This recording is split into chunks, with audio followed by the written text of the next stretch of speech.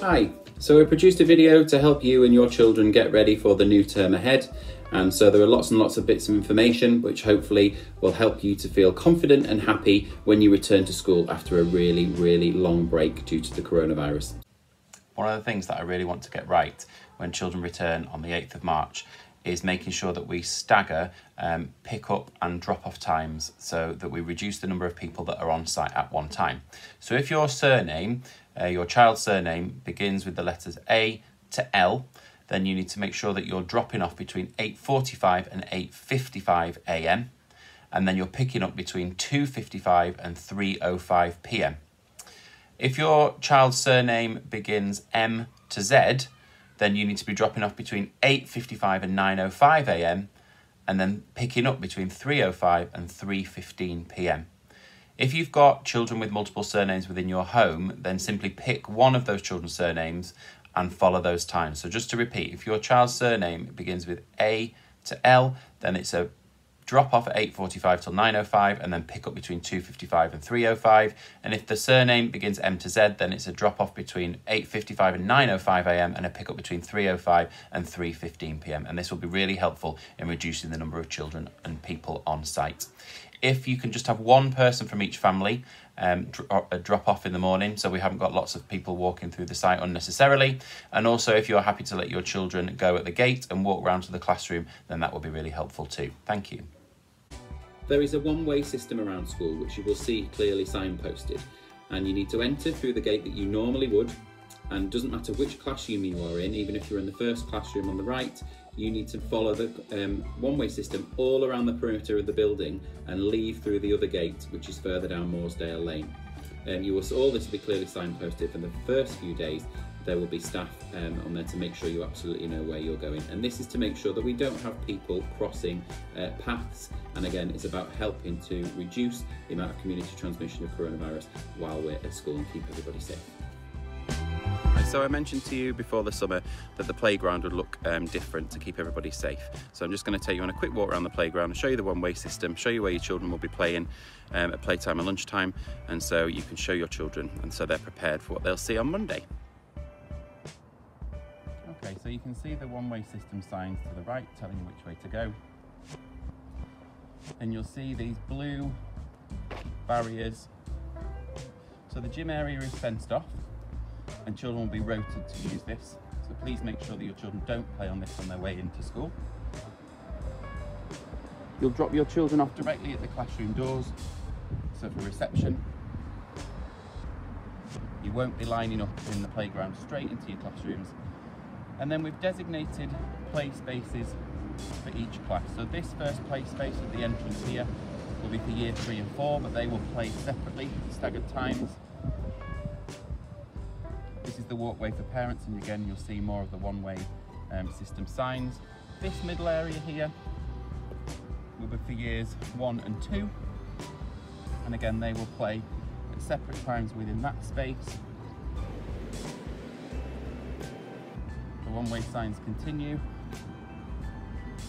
and you will see the entrance point for year 5 and 6 and their play space. Year 5 will enter their classroom up the ramp, and year 6 will enter their classroom through the side door. So we'll continue on the one-way system, and the one-way system takes us to the new gate, and this is where all parents and children at the end of the day will leave, following this new path down the side of the car park to the exit gate.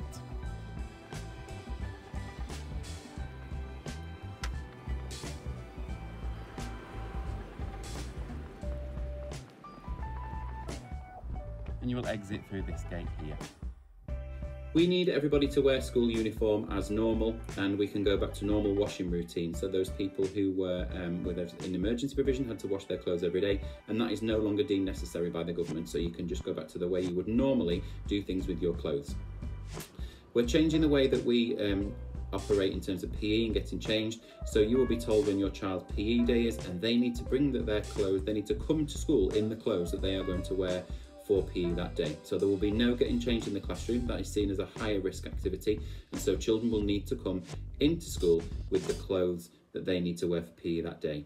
Please bear in mind that ventilation and being outside is key to reducing the transmission of this virus, and so unless the weather is absolutely awful, the children will be outside. They'll be outside for PE, they'll be outside for playtime, and they'll be outside for lunchtime. So children need to make sure that they have waterproof coats, they have hats and scarves if it's cold, and that they have, for example, wellies or boots, and they are appropriately dressed because children will be outside in all weathers. A little bit about the wearing of masks. So children are not expected to wear masks. Children under 12 are not expected to wear masks. And that is for several reasons. One is they are far less likely to get a serious version of coronavirus. They are far less likely to transmit or catch coronavirus, and actually it's been proven that misuse of masks, so if the masks aren't used properly, for example because they're touching them, they're not stored correctly, then actually this can be worse than not wearing a mask at all.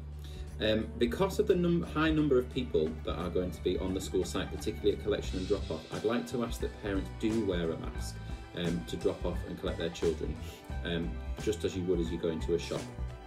You won't see staff wearing masks because they will be within their bubbles. If members of staff go into different class bubbles, so for example if I were to enter a different class bubble and work with a group of children, I would wear a visor, and that would mean protect other children if I were to have mixed with different bubbles. But the teachers and the teaching assistant and the children within a particular bubble do not wear a mask. Children will be kept in class bubbles at all times, so they will enter their class bubble, they will play together as a class bubble, they will go to lunch together as a class bubble, and they will do PE together, a class bubble, etc., and they will not mix with other children. So that is going to be quite strange, particularly at playtime and lunchtime, and we have dedicated pods split off by blue fencing, so each year group and each year group bubble has their own pod in which to play.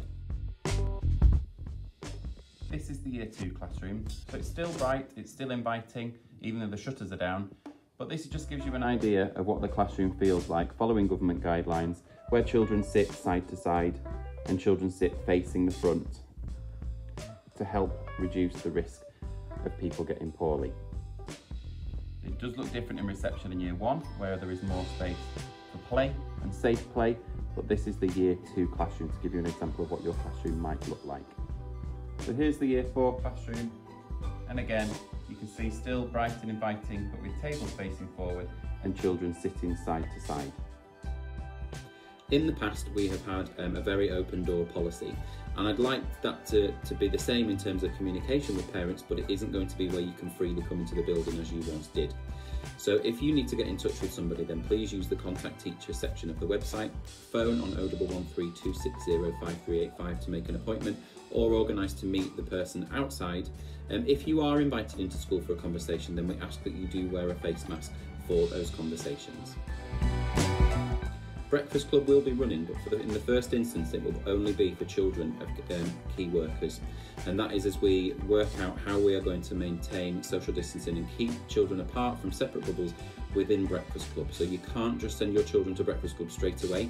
We're going to start with children of key workers, and then over the next few weeks review it, and we will let you know what's going to happen. To further reduce community transmission, it's really important that children only bring to school essential items. So if they need to bring a backpack or their packed lunchbox, absolutely fine, but they can't bring things like their own pencil cases.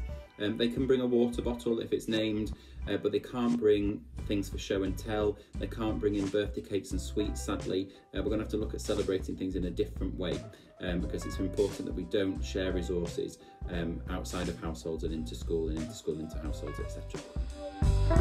So school assemblies will still take place, but they will take place online, and they will be broadcast to children's classrooms. Over the first few weeks of term, as we get used to working in this new way, we will look at whether we can start class assemblies again, and it might be that class assembly links to the online class assembly are shared with parents, so you can watch from the comfort of your own home. So, I hope that this video has helped to explain some of the things that have been set out in the letter, because I realise there is a lot of information and I'm trying to balance getting the right information to you but also not making everybody's heads explode, because there's lots to understand. We will work with this together, we will invest in Gold Standard over the coming weeks and learn the things that we're doing right, the things that we're not quite getting right, and we will make sure that we are as COVID secure as we can possibly be. If you have any feedback, then please do come and see me at the beginning or the end of every day on the gate, and I will be happy to listen to compliments or any challenges that you have, and we'll see to make sure that we do truly get the best for and the best from everyone in our learning community. And I look forward to seeing you all next week.